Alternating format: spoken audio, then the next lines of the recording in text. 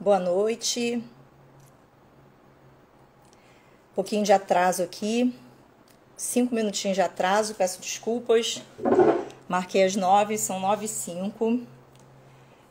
Mas hoje foi um dia bem cheio.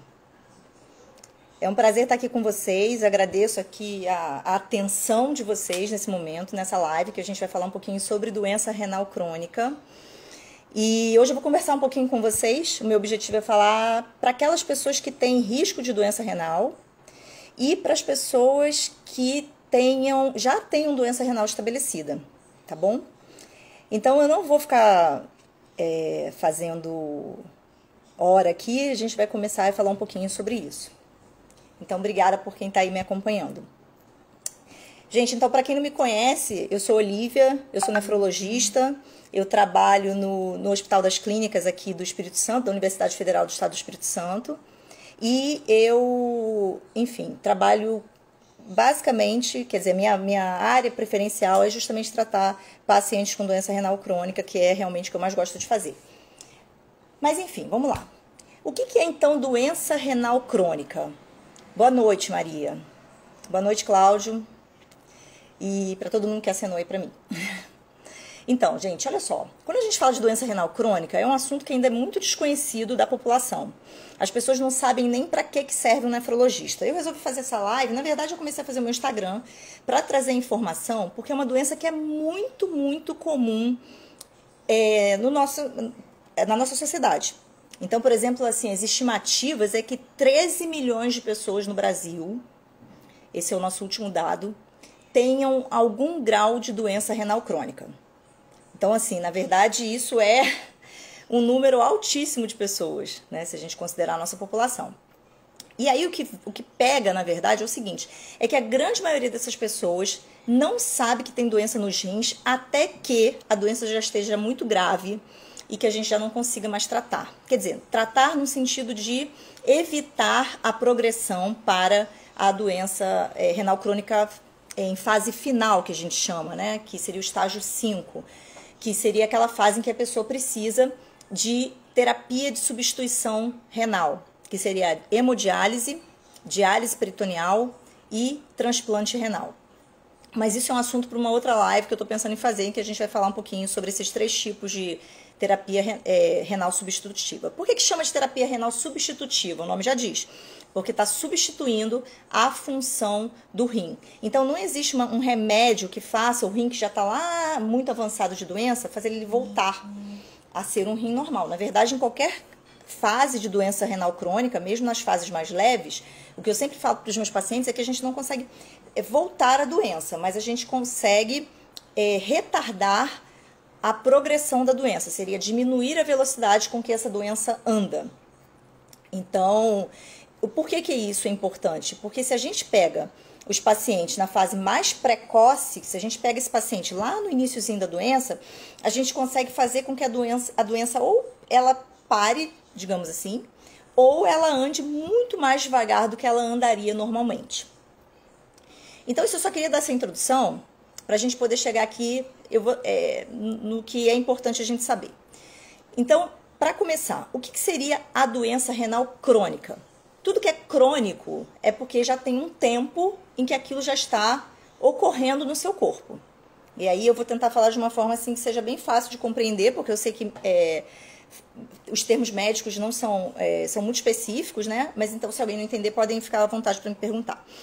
Então, quando a gente fala de doença renal crônica, a gente fala de um rim que já tem uma lesão estabelecida. Então, a gente já tem um rim que já teve perda de função.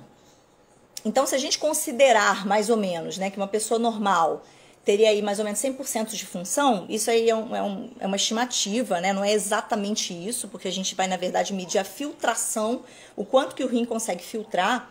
Mas se a gente considerar 100% de função, a doença renal crônica é quando a pessoa tem menos do que isso. E aí, dependendo do quanto ela tenha menos do que isso, ela já é considerada um paciente com doença renal crônica, certo? E o que na verdade o rim faz? Porque para a gente entender o que é doença renal, a gente precisa entender a função do rim. Então o rim ele é responsável por uma série de funções, não é só filtrar o sangue.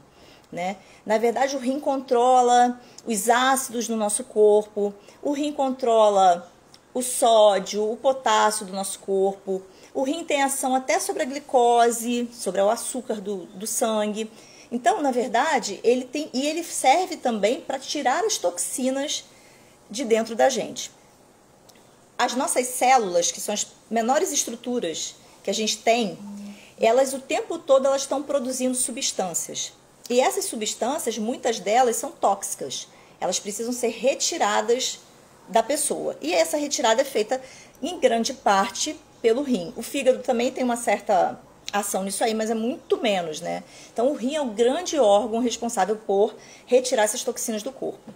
Só que as pessoas sabem muito pouco sobre rim. Elas acham que é só dor aqui, então eu tô com pedra no rim, mas na verdade a função dele é muito importante. E quando a gente começa a perder essa função, o grande lance é que a doença ela é assintomática, que a gente chama, né? É uma doença que não causa sintomas. Então a pessoa ela tem doença renal, mas ela não sente nada. Isso é muito cruel, né? Porque muitas vezes a pessoa passa anos e anos e anos com aquela doença avançando, porém ela não sente nada. Ela só vai sentir quando está em fases assim muito avançadas de doença. Muitas vezes quando o paciente já está pré-dialítico, né? Quando ele já está quase precisando entrar em diálise. E essa é uma situação que gera muita angústia no nefrologista. Por quê? Porque muitas vezes o paciente só chega pra gente quando já está nessa fase muito avançada. E aí fica muito difícil da gente tomar alguma atitude, né, em termos de prevenção, em termos de reduzir essa progressão da doença. Então, o meu objetivo aqui é que a gente entenda um pouquinho mais disso, porque a gente fala muito de coração, a gente fala muito de, sei lá, talvez do cérebro, mas se fala muito pouco do rim e é um órgão essencial para a vida. Graças a Deus existe essa possibilidade de terapia renal substitutiva, da diálise, do transplante, porém a gente sabe que tem algumas dificuldades nisso, então o ideal é que a gente consiga evitar que a pessoa chegue lá. Então, assim, como é que a gente então poderia descobrir a doença renal? Porque assim, vocês poderiam perguntar, mas Olivia, se eu não sinto nada, como que eu vou descobrir? Tem 2 exames básicos que a gente precisa fazer para diagnosticar precocemente, ou seja, numa fase inicial, a doença renal. Então, quais seriam esses? A creatinina no sangue e o exame de urina. Pelo menos esses 2, tá? O que a creatinina ela é? A creatinina, na verdade, é um exame que vai mostrar... na verdade, melhor dizendo, o que é a creatinina? A creatinina é um produto da degradação das células musculares. Então, assim, do músculo.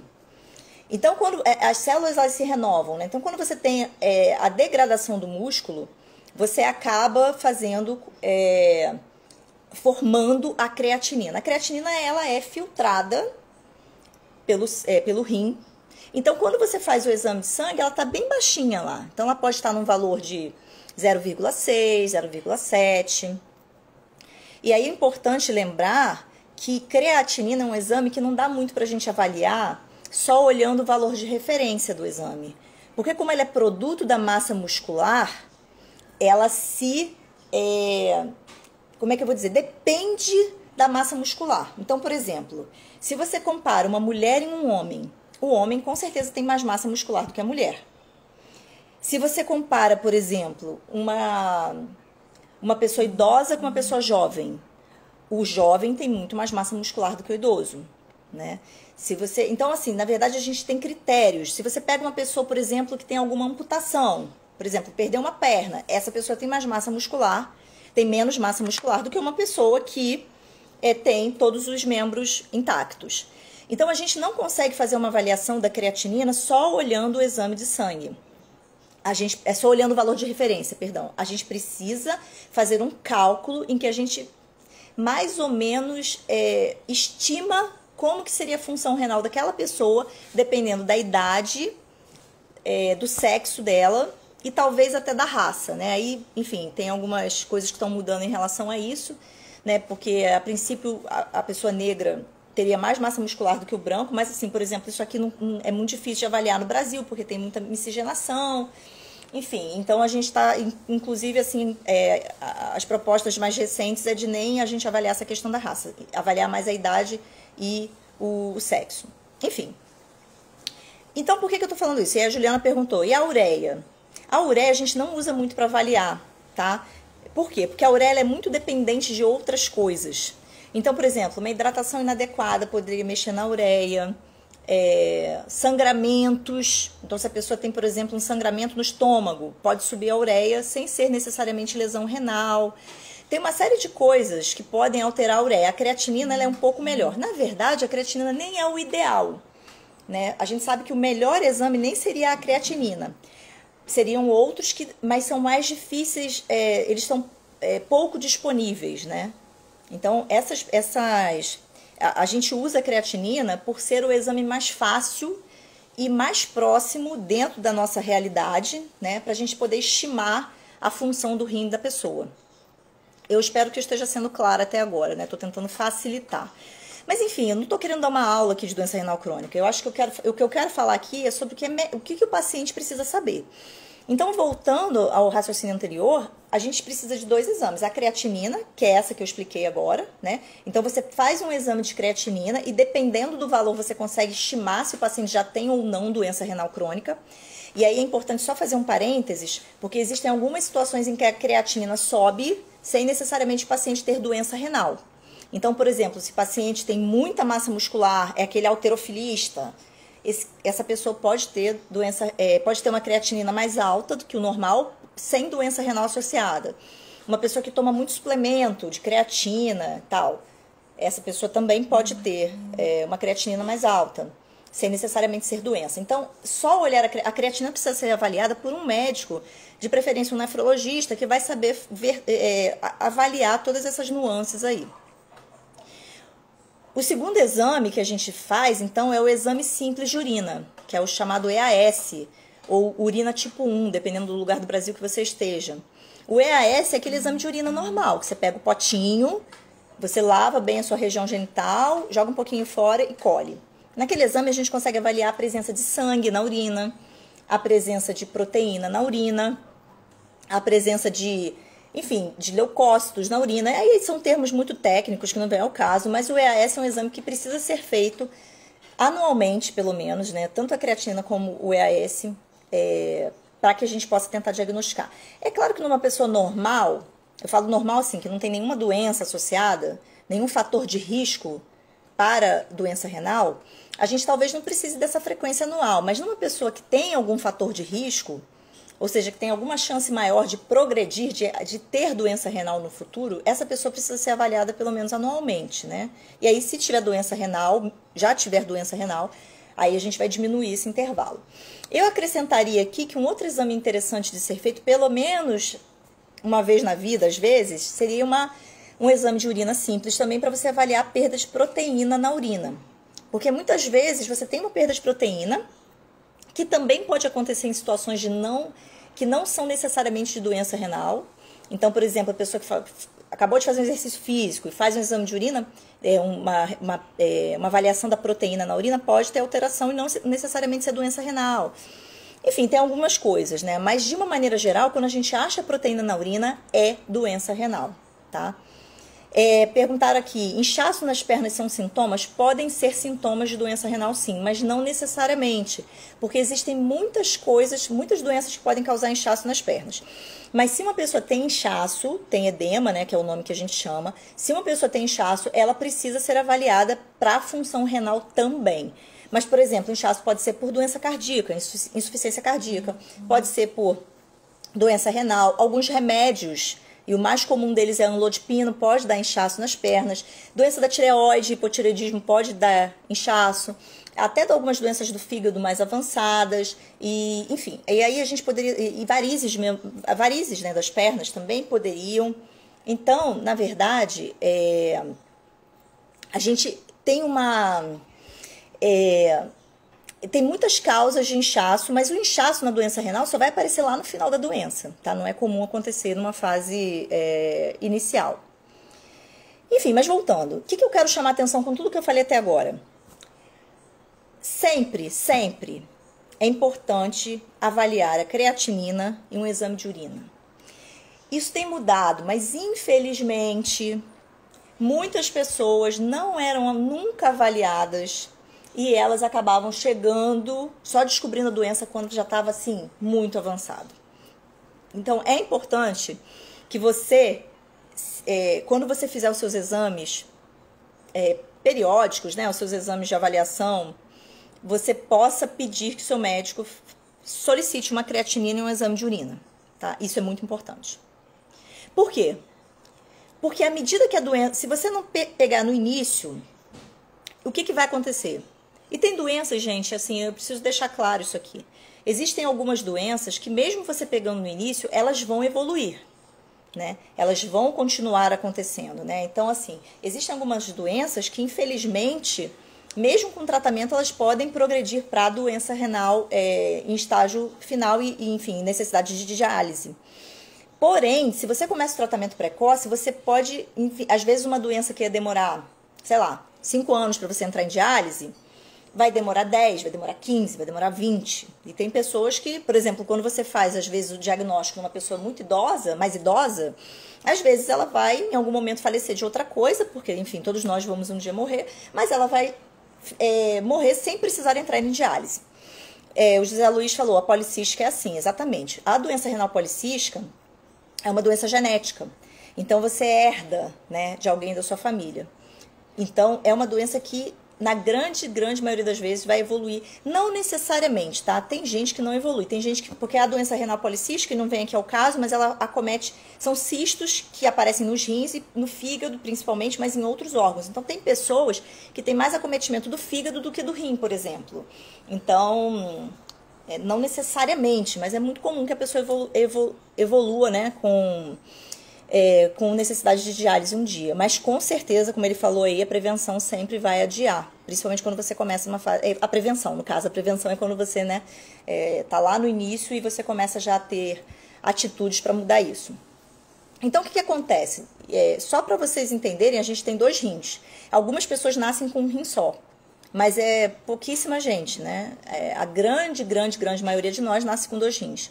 E os nossos rins, eles podem até eventualmente nascer com alguma anomalia, né? Com alguma alteração por conta até de genética. E por isso que existem crianças que bem novinhas já desenvolvem doença renal crônica. E muitas vezes tem que dialisar desde bem pequenininhas. Isso geralmente acontece em quem teve alguma alteração congênita, que a gente chama, né? Durante a formação ali dentro da barriga, a pessoa não foi formado, assim, como é que eu vou te dizer? O rim não foi formado da maneira adequada e a pessoa já nasce com um rim prejudicado. Mas não é a maioria, graças a Deus, né? Isso são poucas pessoas que isso acontece. A maioria das pessoas que entram em diálise, que desenvolvem doença renal crônica, são por motivos que muitas vezes são evitáveis. Então, vamos falar sobre alguns deles? Por exemplo, Ana, você está querendo falar? Está parecendo que você está enviando uma solicitação para participar do vídeo. Se for isso mesmo, você dá um ok aí que eu te chamo. Enfim, vamos lá, enquanto isso a gente continua. Quais seriam então as causas que poderiam levar a pessoa a ter doença renal crônica? Eu já falei das causas genéticas, né? Como a doença renal policística. Mas a maior parte das pessoas que têm doença renal são por 2 causas, que são diabetes e hipertensão. Ok, Ana, já apareceu 2 vezes pedindo para solicitar, por isso que eu fiquei na dúvida. 2 vezes, entendeu? 2 causas. Hipertensão, a famosa pressão alta, e diabetes. Então, gente, isso aqui precisa ficar muito claro. Trate. Se você tem um diagnóstico de doença renal, se você tem diagnóstico de diabetes ou de hipertensão, saiba que se a sua hipertensão não for tratada adequadamente, se o seu diabetes não for tratado adequadamente, você pode evoluir para doença renal crônica. Você necessariamente vai evoluir? Não necessariamente, porém, existe um risco muito grande, tá? Então, hipertensão e diabetes são as 2 principais causas. Uma terceira causa muito importante seriam as glomerulopatias, nome difícil, mas na verdade são doenças que acometem o rim só os rins, geralmente, né? Elas, na verdade, são doenças que podem ser primárias do rim ou podem ser secundárias a outras doenças. Por exemplo, lúpus, como a Mayara que falou. Então, o lúpus é uma doença que pode acometer o rim. É uma doença sistêmica que a gente chama, então vai pegar vários órgãos do corpo, assim como a pressão alta, assim como diabetes, e que vai causar alterações renais. Então, as glomerulopatias, elas se caracterizam basicamente por perda de proteína na urina ou perda de sangue na urina. Pode ter as duas coisas ou uma coisa só. Uma outra causa importante seriam as doenças reumatológicas, né? E o lúpus é uma delas, mas a gente tem também, por exemplo, gota. Gota é uma coisa que pode causar, gota, aquela doença do ácido úrico, né? Quando a pessoa tem gota, é porque ela tem um ácido úrico alto. Se ela tem ácido úrico alto, ela pode ter também pedra nos rins, né? Então, a pedra no rim, dependendo da pedra, dependendo da obstrução que causa, enfim, dependendo de como a coisa se delinear, também pode levar a pessoa à diálise, tá? Lá na frente. Então, pedra nos rins é importante. Eu falei da gota e eu lembrei de uma causa super importante, que é o uso crônico de anti-inflamatório. Porque pessoa que tem gota, às vezes, precisa usar muito anti-inflamatório. E não só quem tem gota, né? Qualquer doença.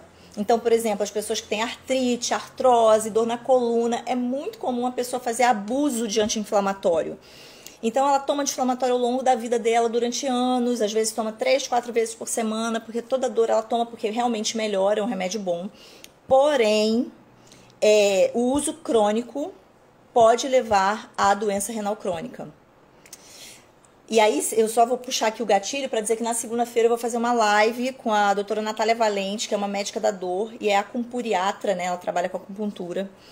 E ela, pra gente conversar um pouquinho sobre como tratar a dor crônica sem necessariamente precisar usar anti-inflamatório. Mas enfim. Então, já falei de hipertensão, diabetes, falei das doenças reumatológicas, né? Enfim, como por exemplo o lúpus. Falei das glomerulopatias, né? Que são essas que têm perda de proteína de sangue na urina. E obesidade é um fator de risco para a doença renal crônica, tá? Porque a obesidade, ela sobrecarrega o rim. Imagina que o seu rim vai ter que lidar com uma quantidade de sangue muito maior do que normalmente você lidaria, né? Então, a obesidade realmente é uma causa importante. Outra coisa, cigarro, tabagismo.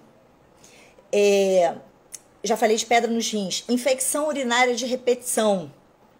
Principalmente quando aquela infecção alta, né, chamada pielonefrite, que é aquela que dá dor nas costas, sintomas de ardência para urinar. Mulher tem muito isso, né? Mas pode acontecer com qualquer um. Então, assim, ó, ardência para urinar, sangue na urina, aquela dor aqui na parte baixa aqui da barriga, e febre, calafrio, aquela dor lombar, né? Aquela dor aqui nas costas. Então, quando a pessoa tem pielonefrite de repetição, também é um fator de risco para doença renal crônica. Existem muitas causas, tá? Eu tô falando aqui tudo de cabeça, gente. Então, se eu esquecer alguma coisa, vocês me perdoem. Uma outra coisa. Se a pessoa já teve insuficiência renal aguda, lesão renal aguda que a gente chama, né? Então, por exemplo, se você teve na sua vida, em algum momento, alguma internação em que você ficou com um rim prejudicado agudamente, né? Ou seja, assim, você não tinha um rim prejudicado, você sofre, por exemplo, um acidente. Aconteceu lá uma lesão, um esmagamento, por exemplo, do seu músculo. Libera uma série de substâncias no rim que vai levar a pessoa a ter uma lesão renal aguda, ou seja, ela não tinha um rim doente, mas de repente o rim ficou doente. Então, ela muitas vezes recupera da lesão, mas ela fica ali com uma possibilidade de um dia evoluir para doença renal crônica. Outra causa importante são as doenças cardíacas. Então, se você tem insuficiência cardíaca, se você tem, e aí para quem tem vai saber do que é, fibrilação atrial, enfim, existem várias doenças cardíacas que podem levar a doença renal. A gente chama isso de síndrome cardiorrenal, que na verdade a síndrome cardiorrenal pode ser tanto doença cardíaca, doença do coração, levando a uma doença do rim, ou uma doença do rim, levando secundariamente a uma doença do coração. Mas enfim, problemas de coração são também causas comuns de doença renal. Doença do fígado avançada, né? Então, por exemplo, as cirroses hepáticas podem em algum momento levar à doença renal, geralmente uma doença que é aguda ali naquele momento, mas que pode também cronificar, que a gente chama, né? Pode virar uma lesão crônica. E deixa eu ver se eu estou esquecendo de alguma coisa. Os fatores genéticos eu já falei, né? Ah, tá. E saiu um trabalho recentemente falando que até sono inadequado pode ser fator de risco para doença renal. E aí, o que acontece, gente? O rim é um órgão extremamente sensível. O rim é um órgão que eu sempre falo para os meus pacientes o seguinte, que o rim é como se fosse um boxeador. Ele tá lá, na defesa, e ele tá recebendo pancada o tempo todo. Ele tá recebendo pancada do coração, do fígado, dos remédios que você toma de maneira errada, enfim, tá lá recebendo pancada. Da pressão alta que você não tratou, do diabetes. Cara, o boxeador, por mais forte que ele seja, chega uma hora que se ele só ficar levando pancada, uma hora ele vai cair. É o que acontece com o seu rim. Ele fica anos levando pancada atrás de pancada, até que uma hora ele não suporta mais e ele cai. Quando ele cai, é quando você desenvolve a doença renal crônica. E o que dá para fazer, gente, com doença renal crônica, né? Cara, é complicado, porque tem uma informação que é importante de eu passar para vocês, que é o seguinte. Existe uma coisa que é o envelhecimento dos nossos órgãos. Então, quer você tenha doença, quer você não tenha doença, a gente envelhece. Então, o nosso rim também envelhece. Então, só o envelhecimento já faz com que você perca função renal ao longo da vida. Então, você perde função renal ao longo da vida só pelo seu envelhecimento. Mas aí é uma questão de adaptação do seu corpo. Não vai te trazer problema. Você vai lá, tá fazendo você tá envelhecendo, mas tá tudo bem. Você tá adaptando o seu corpo naquilo ali e isso não é doença renal. Agora, quando você tem uma doença associada e você desenvolve então a doença renal crônica, você tem uma perda de rim muito maior do que você teria se fosse só pelo envelhecimento, tá? Então, por exemplo, uma pessoa que eu vou colocar em termos assim de percentual só para facilitar o entendimento, tá? Mas se uma pessoa, por exemplo, normal, né? Tá envelhecendo. A partir dos 40 anos você já começa a perder mais ou menos 1% de função renal ao longo da sua vida. Se você tem uma doença que tá lá machucando seu rim, você já desenvolveu doença renal crônica, né? Você já tá com as estruturas do rim já bem machucadas, você pode chegar a perder 10% por ano. E aí, com o tratamento, a gente tenta fazer com que a perda seja menor. Então, você pode ter, hoje em dia, com os tratamentos novos, que graças a Deus estão aparecendo nos últimos poucos anos, a gente está conseguindo reduzir para mais ou menos uns 3% de perda de função renal por ano, né? Que já é muito melhor do que 10%. Mas também não é tão bom quanto 1%. Mas aí tudo bem, porque se a pessoa tem a doença, ela não vai ter 1% de função de perda, provavelmente, né, de função renal ao longo da vida, porque ela já tem a doença. Mas se a gente conseguir que ela perca menos, isso já é uma grande, grande vantagem para ela. Enfim, então falamos das causas, falamos mais ou menos o que é doença renal, falamos das causas, né? E alguém perguntou sobre alimentação. Então, a questão da alimentação é a seguinte. Se você come proteína excessivamente, e isso funciona muito, isso tem mais valor para quem já tem doença renal instalada, você pode ter como se fosse uma sobrecarga renal, né? É claro que se você tem um rim saudável, que se você faz exercício físico, né? Ou se você está numa situação em que você está desnutrido por alguma doença e precisa comer mais proteína, ok, né?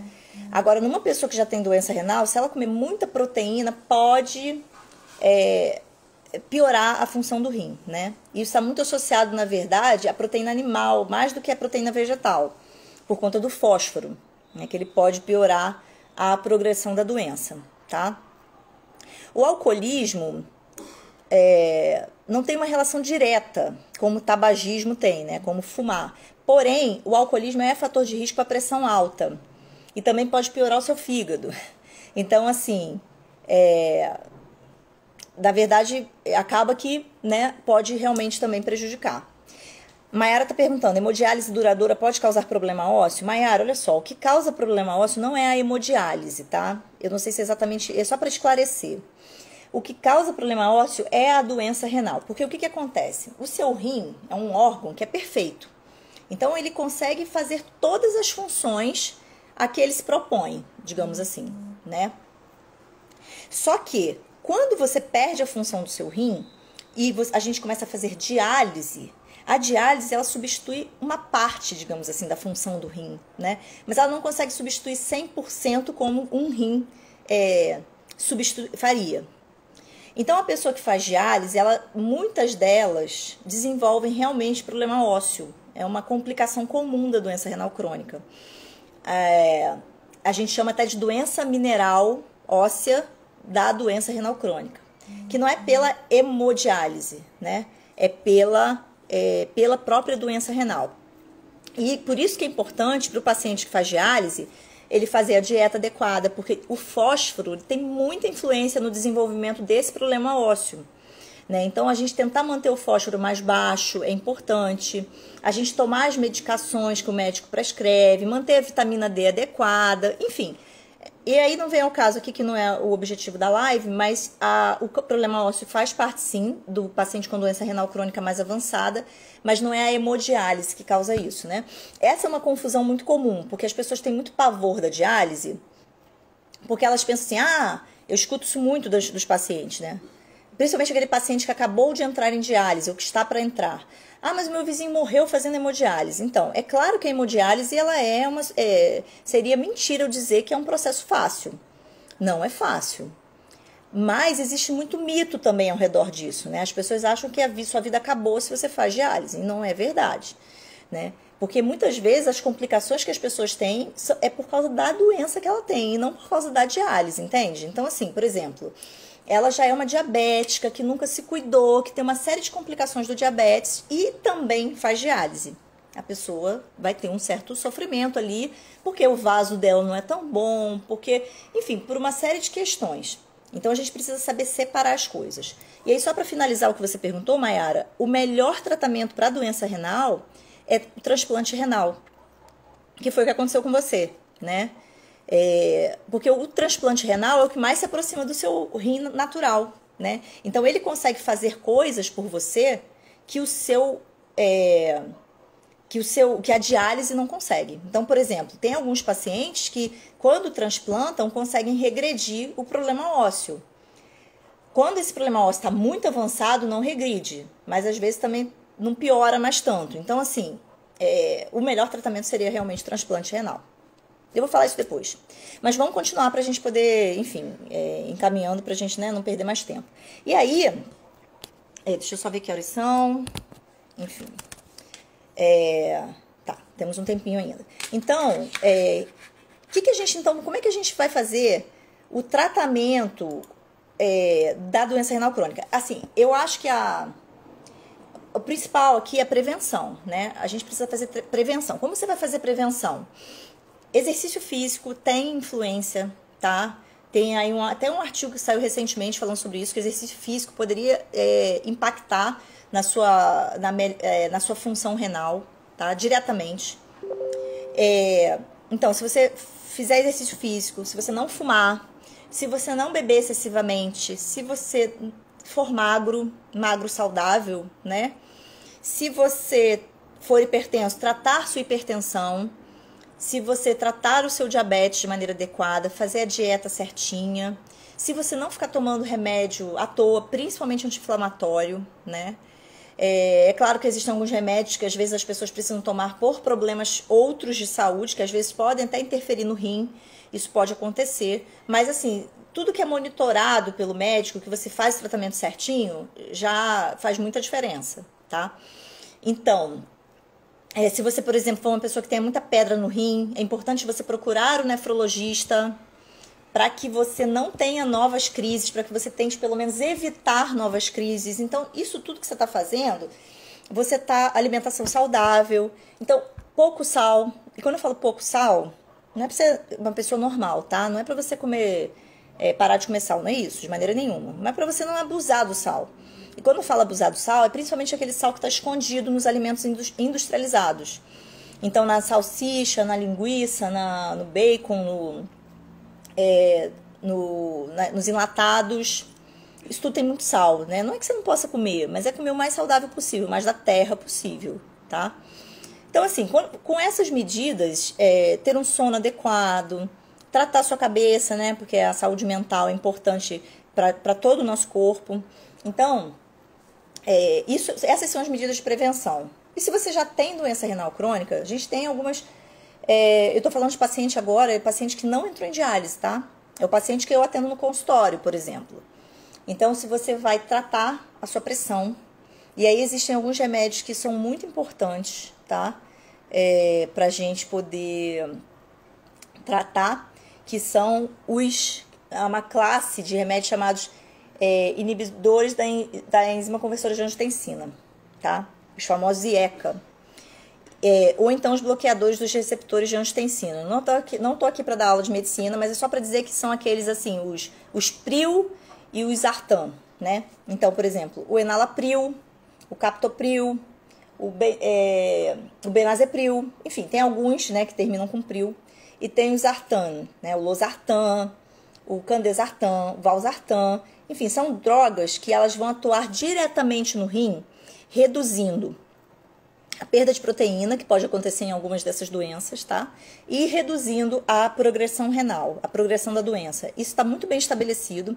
Existem algumas situações em que a pessoa não pode tomar esses remédios, mas isso é uma coisa que é o nefrologista que vai avaliar, tá?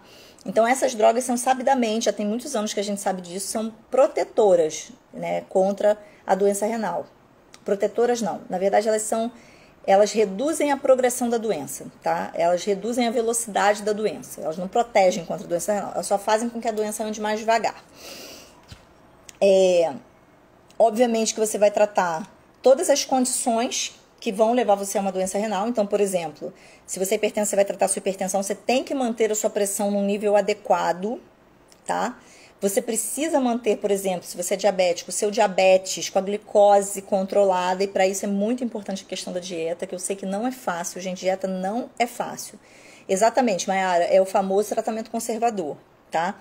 Esse tratamento conservador, ele é muito importante. Quando a pessoa tem acesso a ele em fase precoce, é maravilhoso.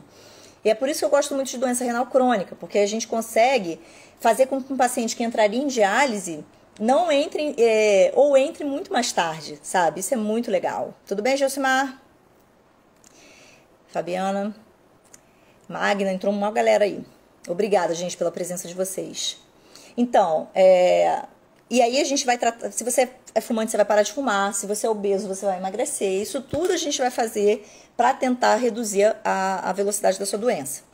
E existem umas drogas novas, né? Que são os inibidores de SGLT2, são também um nome difícil, mas talvez você já tenha ouvido falar da dapagliflozina e da empagliflozina, tá? Tem também a canagliflozina, mas a gente não tem acesso a ela. Então, são essas duas que a gente usa.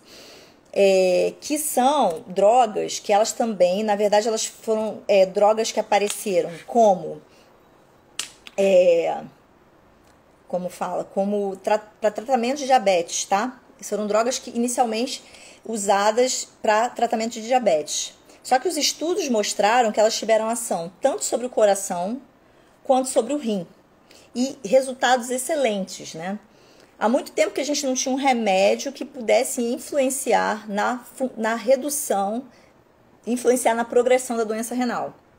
Então, foram drogas que a gente recebeu com muita alegria, tá? Porque elas realmente têm um impacto grande. São drogas que ainda são um pouco caras, mas já tem algumas delas que estão sendo colocadas pelo SUS em situações específicas. E a farmácia popular agora também está oferecendo com um preço um pouco melhor. Então, acho que o acesso está aumentando, né? A distribuição está sendo maior, né? A gente vai conseguir, então, alcançar um número maior de pacientes com essa medicação. E com essas medidas, né, para que a gente possa ter um custo melhor dessa medicação. E é uma droga que também reduz a proteinúria, que a gente chama, né? Que é essa perda de proteína na urina, que influencia, então, na sobrevida, né? Na vida útil do rim, digamos assim. E uma outra droga que apareceu recentemente, que foi agora aprovada pela Anvisa, que é a finerenona, que é uma droga que ela é um parente da espironolactona. Eu até fiz um vídeo sobre isso lá no meu feed, tá lá. E essa droga, ela também reduz progressão de doença renal. Então, hoje em dia, a gente tem um arsenal muito maior, um arsenal terapêutico que a gente chama, né? A gente tem digamos assim, um número maior de armas para lutar contra a doença renal. Mas, para isso, uma das coisas mais importantes é a aderência do paciente. O que seria a aderência do paciente? Eu vou falar que seria mais ou menos assim. É você acreditar no que o seu médico está falando e fazer o que ele está te pedindo. Então, se você tem uma boa aderência ao tratamento, os seus resultados ficam muito melhores. Esses dias eu atendi uma paciente no consultório, que eu fiquei assim, muita pena dela, porque é uma mulher jovem, de 43 anos, que já chegou com um rim assim, muito, muito prejudicado, uma paciente que vai entrar em diálise a qualquer momento. E ela falou assim pra mim: doutora, eu tenho pressão alta há muitos anos, mas eu nunca levei a sério. Eu sempre tratei assim, quando eu queria eu tomava remédio, quando eu sentia dor de cabeça eu tomava o remédio, e eu fui levando. E aí a doença renal dela, sabe, evoluiu rápido, e ela com 40 e poucos anos perdeu a oportunidade de se tratar e de, enfim, evitar a diálise na vida dela. Então, por isso, gente, que eu queria bater aqui nessa tecla. A aderência ao tratamento é uma das partes mais importantes. Você pode ter o melhor médico do mundo, mas se você não se corresponsabilizar pela sua vida, pela sua saúde, nada feito, tá? E não é fácil, mas é necessário. A Célia escreveu assim: sou do DRC, né, tenho doença renal crônica, minha urina tá com espuma, o que será? Urina com espuma é perda de proteína na urina, tá, Célia? Você precisa, não sei se você faz acompanhamento com alguém, mas você precisa fazer uma avaliação, porque dependendo, algumas medicações podem reduzir essa proteína na urina, porque quanto mais proteína na urina, mais rápido a doença anda, entende? Digamos assim, ela começa a correr ao invés de andar. Então, a gente precisa, você precisa ver isso aí, tá? Se você não tem um nefrologista, procure um nefrologista, porque você precisa ver. Tá, e se de tudo eu tratar e o meu rim não funcionar mais? Aí você vai ter as opções de terapia renal substitutiva, que são a hemodiálise, a diálise peritoneal, que é uma que você faz pela barriga, e o transplante renal, tá? Mas isso é um papo para outra live. O que eu queria deixar aqui, que é o recado que eu queria deixar, é que a doença renal crônica é muito mais comum do que a gente pensa. Eu tive um preceptor na minha residência, um professor, né, na minha residência de nefrologia lá no Rio, na UERJ, Dr. Edson. Ele se intitulava Dr. Edson da creatinina. E ele sempre estava falando sobre a necessidade do diagnóstico precoce. Então, os recados que eu quero deixar aqui para vocês doença renal crônica pode acontecer com qualquer um, tá? Então, é importante que você busque saber se você tem. Tem muita gente que foge do diagnóstico. Não, eu não vou fazer exame, porque se eu descobrir alguma coisa eu não vou dar conta. Mas essa é uma atitude que não é uma atitude inteligente. Porque se você tiver uma doença, é muito melhor você descobrir cedo do que você descobrir quando ela já está avançada e já não tem mais o que fazer. Então, faça exames periodicamente, principalmente se você tem essas doenças que eu falei aqui, e as mais comuns seriam a pressão alta e diabetes, tá? Mas tem muitas outras. Então, assim, faça os exames. Esse é o primeiro ponto. Segundo ponto, tenha uma vida saudável. É fácil ter vida saudável? Não, não é fácil. É fácil pra mim? Não. Eu adoro comer pizza, eu adoro comer doce, eu tenho dificuldade com exercício físico, estou sendo muito sincera com vocês. Mas eu sei que é importante a gente tentar, a gente buscar. Então, assim, se você não conseguiu hoje, tente amanhã. Falhou? Continua tentando, até que você crie o hábito. Então, assim, tudo na vida é hábito. E se falava muito sobre essa questão de 21 dias para criar um novo hábito, isso já está sendo desconstruído. Na verdade, isso varia muito de pessoa para pessoa. Tem gente que com pouco tempo consegue criar um hábito, tem gente que precisa de meses para criar um hábito. Mas o recado é, não desista de você. Eu sei que a gente tem altos e baixos, né? Então tem dia que você não tá afim, que você não consegue, que a vida te engole. Mas a gente precisa tentar buscar. Então, assim, ó, todo dia que você acorda, você tem uma nova oportunidade. Isso é meio clichê, mas é uma grande verdade. Então, não deu hoje, começa amanhã. Então, se você tá acima do peso, começa amanhã e tenta todo dia um pouquinho. Porque isso vai... como é que eu vou te dizer? Isso vai influenciar na sua longevidade, no tanto de tempo que você vai viver e principalmente a qualidade de vida que você vai ter ao longo desses anos, tá? Fabiana falou, meu esposo fez o exame, a creatina dele deu 1,66. Então, para eu te responder isso, Fabiana, você precisaria me dizer primeiro a idade dele. Pelo menos a idade dele. Se ele é um tipo que tem muita massa muscular ou não. Pode ser que 1,66 já seja doença renal crônica. A gente teria que fazer várias outras avaliações, tá? Mas é importante ver sim, tá? Porque 1,66 já está fora do normal e muito provavelmente já tem aí algum grau de doença renal. A gente precisaria ver outras coisas. Então, falei da vida saudável. Falei que a doença renal crônica é mais comum do que a gente pensa, muito mais comum, como eu falei, quem não estava no início da live.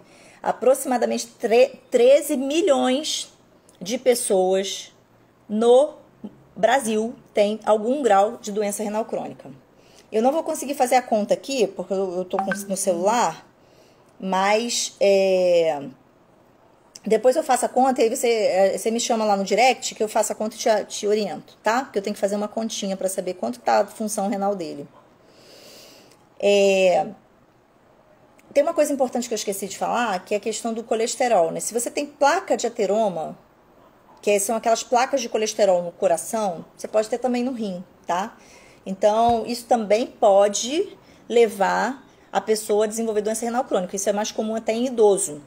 Mas pode acontecer também em algumas situações em pessoas mais jovens. Mas isso é mais comum ainda em idoso, essa questão das placas de colesterol, tá bom? Porque elas podem se depositar em todas as artérias do corpo, inclusive nas artérias do rim, tá? Tem alguma coisa que eu posso fazer para eliminar pedra nos rins? Tem, tá? O ideal, Giciana, né, é você fazer uma avaliação com o nefrologista, tá? Mas assim, grosso modo, o que a gente faz para tentar diminuir a formação de pedra no rim? Água, beber água. E aí, gente, é muito relativo essa questão da água. Porque, assim, isso é uma coisa que eu queria falar aqui com vocês. A água, a gente tem essa história, assim, de que beber água faz bem para a saúde. Super verdade, faz bem para a saúde, tá? Tem que beber água mesmo, tem que se hidratar. Mas existe uma quantidade para cada pessoa.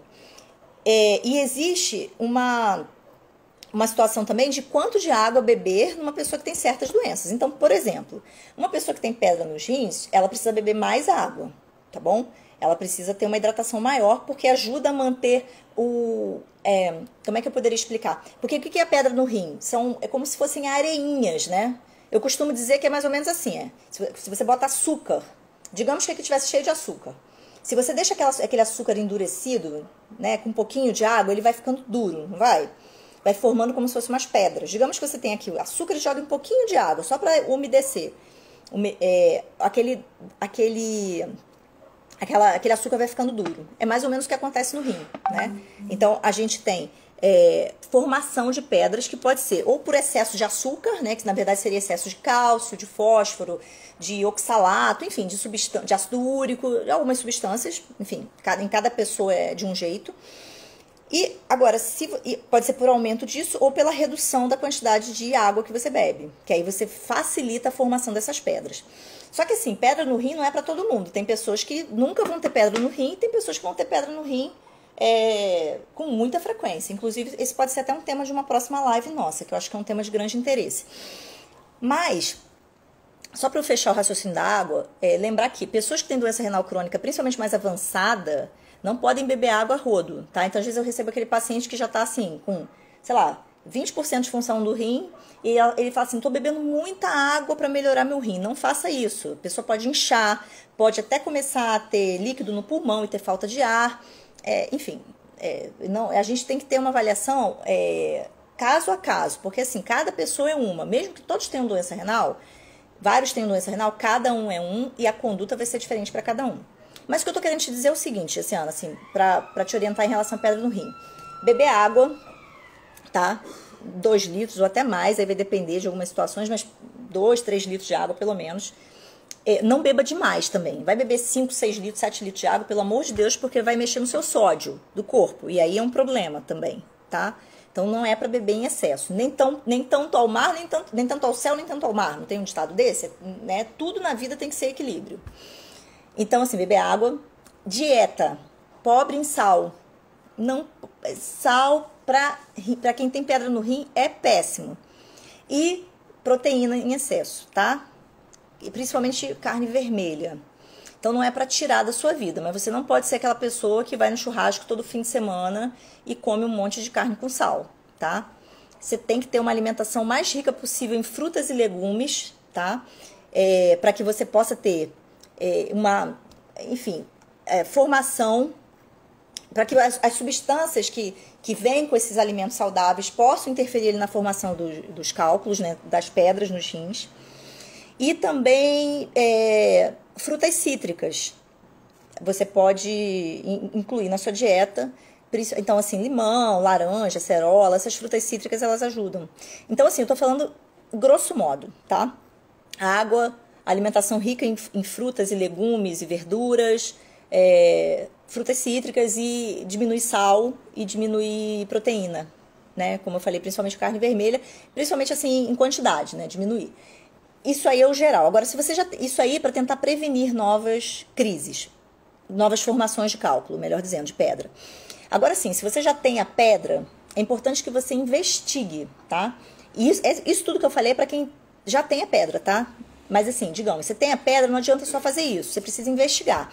Por isso que o nefrologista é importante, para que ele possa ver, porque ele vai fazer um exame na sua urina e no seu sangue, para ver se o seu cálculo, se a sua pedra é formada de ácido úrico, de fósforo, de oxalato, de cálcio, enfim, se você tem pouco citrato na urina, que é uma coisa que protege, existem algumas substâncias que protegem contra a formação de cálculo. Então, se a pessoa tem poucas dessas substâncias, ela também pode fazer cálculo. Enfim, é importante fazer uma investigação, porque muitas vezes a gente consegue ver o que aquela pessoa tem e consegue fazer medicações que vão prevenir novos aparecimentos de pedra, tá? Agora, quando a pedra já está instalada, muitas vezes a gente vai ter que esperar ela sair, né? Eu acho que a sua pergunta foi mais ou menos essa, né? O que você pode fazer para sair? Eu foquei agora na prevenção de aparecimento de novas pedras. Agora, quando a pedra está lá, muitas vezes você tem que ter um urologista, porque muitas vezes elas vão sair sozinhas, e aí vai depender do tamanho e da localização da pedra, mas muitas vezes é só cirúrgico, tá? Você vai ter que procurar um urologista que vai fazer uma cirurgiazinha, ou ele vai retirar, ou ele vai abrir, aí depende do tipo de cálculo, da localização, depende de uma série de coisas. E aí o urologista vai fazer esse procedimento cirúrgico para tirar a pedra. E o nefrologista vai tratar para que você não tenha novos episódios. Por exemplo, quer ver uma coisa? Até infecção urinária pode causar cálculo no rim, dependendo do tipo de infecção. Causar alguns tipos de cálculo. Então, pedra. Então, na verdade, é uma pergunta difícil de fazer, é uma pergunta difícil de responder, porque ela exige muitos detalhes. Mas, basicamente, se você tem pedra, pelo menos faça essas primeiras coisas que eu falei aí. Da água, da alimentação saudável, da evitar sal, enfim, essas coisas todas que eu falei. Tá bom? E, porque se você não tratar... e tem uma outra causa importante de doença renal crônica que eu acabei de lembrar. Sabe o que é? Próstata.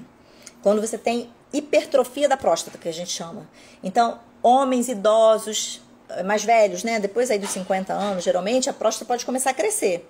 E ela vai crescendo e ela vai... comprimindo o ureter, que é aquele caninho assim que sai, enfim, é difícil ureter não, é uretra, falei errado, desculpa gente, perdoe, me perdoem, a uretra, né, porque a gente tem assim, tem os 2 rins que estão aqui, aí eles vão sair 2 caninhos chamados ureteres que vão dar na bexiga, E aí a gente tem a uretra, que é o que sai, é por onde sai o xixi mesmo, né? Então, se você tiver uma próstata que está comprimindo aquela região, você pode fazer com que o xixi não saia, não desça. Então, ele fica retesado, digamos assim, ele sobe, sabe? Ele sobe para dentro do rim, o rim cresce de tamanho e ele vai parando de funcionar. Então, homens, fiquem atentos. Se vocês começarem a ter sintomas de dificuldade para urinar, a urina está lá gotejando, você tem que fazer força para fazer xixi, começou a acordar muito à noite para fazer xixi, a sua próstata pode estar crescendo e isso pode, em algum momento, levar a doença renal se isso não for tratado adequadamente, tá? E é isso. Eu acho que era só isso que eu queria falar para vocês, tá? Não descuidem, doença renal crônica é comum, muito comum, não sejam pegos de surpresa.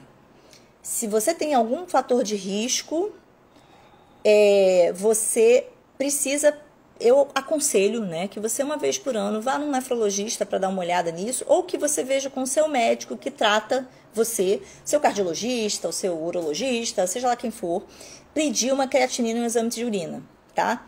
A gente precisa cuidar da nossa saúde, então a gente que precisa estar atento a isso, tá? Realmente, Maria, o Jonatas faz hemodiálise por conta no caso, ele tinha uma situação específica que era uma questão. Existe uma condição chamada poliúria, né? Que é não é uma condição, um sintoma, né? Quando a pessoa faz muito xixi, mas muito xixi mesmo, assim, litros de xixi, né? E aí, no caso desse paciente específico, e você me corrija se eu estiver errado, tá, Maria? Mas eu acho que ele ficava prendendo o xixi, né? Pra não ter que ficar indo no banheiro toda hora.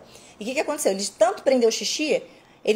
Aquele xixi foi ficando acumulado e ia subindo, isso ao longo de anos. Aí ele fazia xixi, mas sempre sobrava um pouquinho. Fazia xixi, sempre sobrava um pouquinho. E foi lesando o rim dele. E aí o Jonatas acaba que está fazendo diálise peritoneal já há alguns anos, é um paciente jovem. Mas ele tá ótimo, né? Ele tá muito bem adaptado à diálise. Mas é claro que poderia ser melhor se ele não precisasse fazer, né? Mas, enfim, a gente tem que pensar sempre o lado positivo das coisas e a gente precisa também aceitar o que acontece com a gente, né? Pra gente poder... A aceitação faz parte... grande parte da nossa... Como é que eu vou explicar? Do nosso...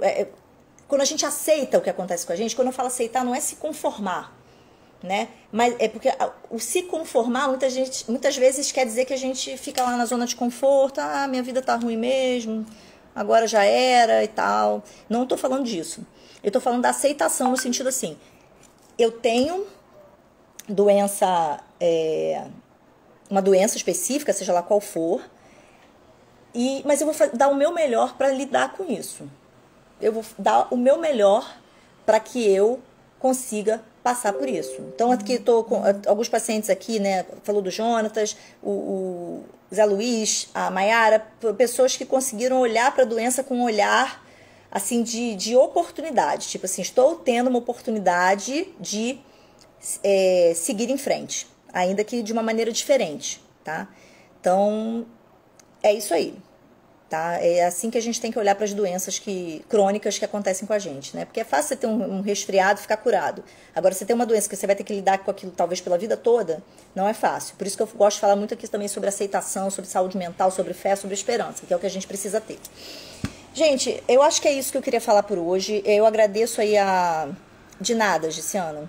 Estou à sua disposição, tá? Se precisar, manda um direct que a gente conversa. Obrigada pela presença de vocês, tá? Se vocês conhecem alguém que tem doença renal ou que é um desses fatores de risco, né? Tem doença cardíaca, enfim, obrigada, Pim, pela sua presença. Minha amiga de faculdade, médica maravilhosa aqui me assistindo. Minha amigona. Todas as pessoas que ficaram aqui comigo, tá? Muito obrigada. E repassem essa live para pessoas que tenham ou fator de risco ou que já tenham doença renal, tá? Porque é importante a gente divulgar conhecimento. E é isso, tá bom? A gente vai conversando. Segunda-feira eu vou ter uma live muito boa sobre dor crônica. Se vocês tiverem tempo, assistam. Mesmo que vocês não possam assistir na hora, vai ser 9 horas da noite, porque vai ser muito boa. Vou falar de dor crônica e vai ser maravilhoso. Obrigada por todo mundo que me assistiu, todo mundo que tá falando. Sou muito grata pela presença de vocês aqui, tá bom? Fiquem com Deus e até a próxima. Agora eu vou desligar aqui. Deixa eu ver como é que desliga, gente. Acho que é só fazer aqui. Um abraço.